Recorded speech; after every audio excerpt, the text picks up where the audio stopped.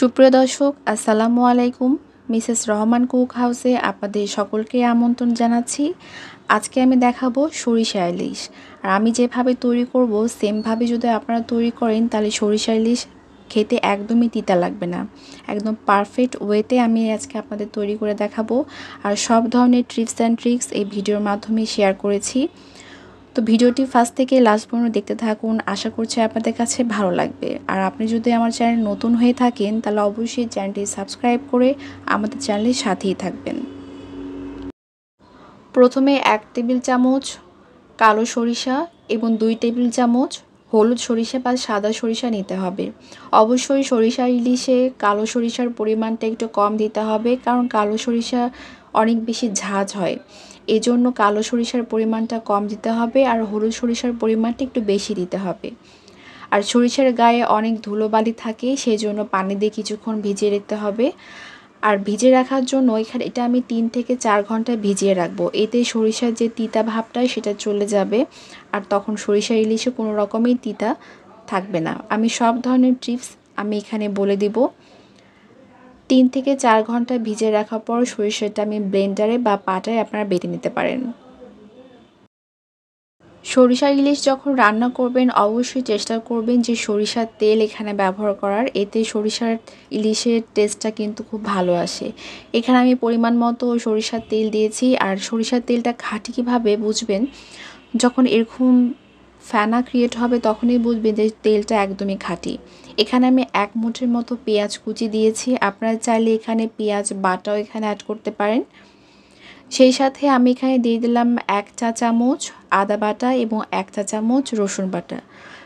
পেঁয়াজটা একটু হালকা গোল্ডেন হয়ে আসার পর কাঁচা মশলাগুলো দিয়ে দিতে হবে। আর কাঁচা মশলাটা আমি তেলের ভিতরে কিছুক্ষণের জন্য এটা খুব ভালোভাবে ভেজে নিব, এতে যে কাঁচা স্মেলটা সেটা চলে যাবে। ভেজে নেওয়া হয়ে গেলে এখানে আমি 1 চা চামচ হলুদ গুঁড়ো এবং 1 চা চামচের একটু বেশি এখানে আমি শুকনো মরিচের গুঁড়ো আর স্বাদ মতো লবণ দিয়ে আমি আরও কিছুক্ষণ এটা খুব ভালো মতো কষিয়ে নিতে হবে। আর এই সময়ে চুলার আঁচটা অবশ্যই মিডিয়াম ফ্লেমে রেখে দিতে হবে। যখন খুব ভালো মতো কষিয়ে নেওয়া হয়ে যাবে, ঠিক সেই পর্যায়ে আরও ভালোভাবে কষিয়ে নেওয়ার জন্য আমি গরম পানি এখানে অ্যাড করে দিলাম। বেশি এখানে পানি অ্যাড করব না, আমি 1 কাপের মতো এখানে পানি অ্যাড করে খুব ভালো মতো মশলাটা কষিয়ে নিতে হবে।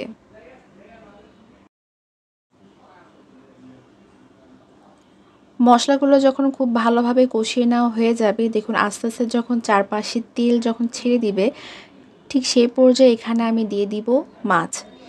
আর মাছটা আমি আগে থেকেই কেটে ভালো মতো ওয়াশ করে এখানে রেখেছি। সবগুলো মাছ এখানে দিয়ে দিতে হবে।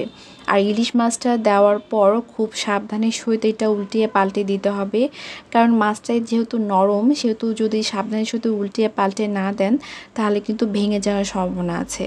এক পাশটা হয়ে গেলে অপর পাশটা খুব সাবধানে উল্টিয়ে দিতে হবে।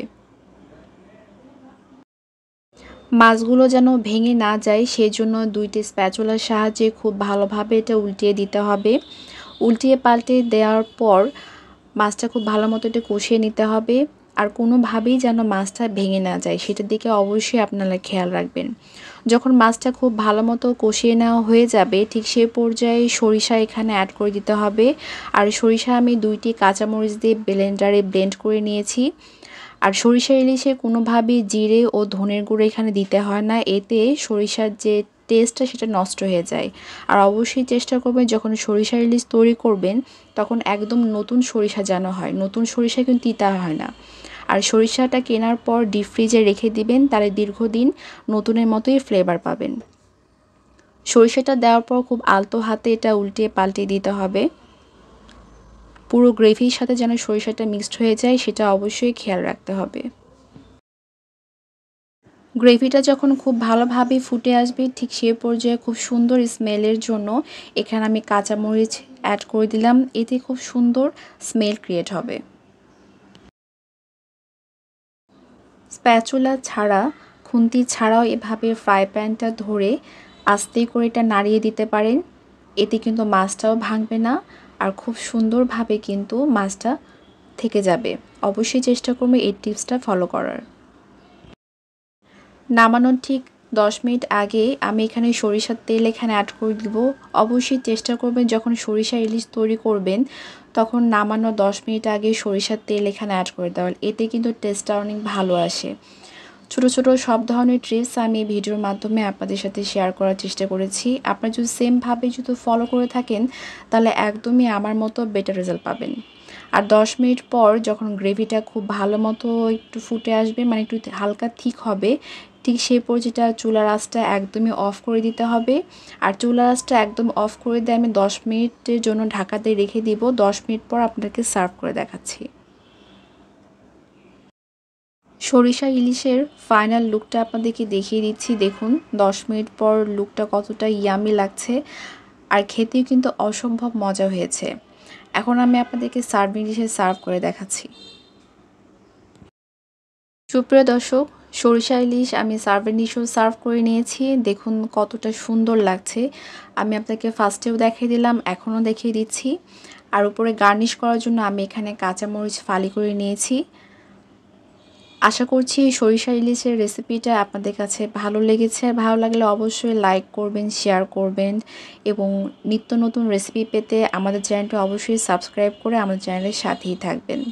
দেখা হবে নেক্সট ভিডিওতে নতুন কোনো রেসিপি নিয়ে। আজকে এই পর্যন্তই। আল্লাহ হাফেজ।